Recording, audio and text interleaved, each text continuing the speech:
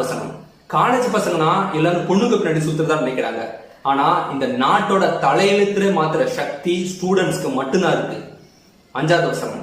பணம், லஞ்சம், எல்லா இடத்துலயும் ஊழல், கேவலம் விளையாட்டுல கூட லஞ்சம். ஒலிம்பிக்ல எல்லா நாட்டுக்காரனும் தங்க எவ்வளவு வெள்ளி எவ்வளவுன்னு சொல்லி கணக்கு போட்டுட்டு இருப்பான். ஆனா நம்ம இந்தியாவில் மட்டும்தான் பதக்கப்பட்டிலேயாவது நம்ம பேர் வருமானு சொல்லிட்டு ஏக்கத்தோட பார்த்துட்டு இருப்போம். ஏன் இந்தியாவில திறமைசாலிங்க இல்லையா? இருக்காங்க, பல மடங்கு அதிகமாவே இருக்காங்க. அங்க ஆதிவாசி இருந்த காலத்திலே இங்க அரசாங்கம் நடத்திருக்கோம். அங்க மொழியே இல்லாத காலகட்டத்துல இங்க புலவர்கள் இருந்திருக்காங்க. அப்பேற்பட்ட வளர்ச்சி உள்ள நாடு இப்ப எங்க போச்சு? இப்ப ஏன் வளர்ச்சி இல்ல? காரணம் எல்லா இடத்துலயும் லஞ்சம்.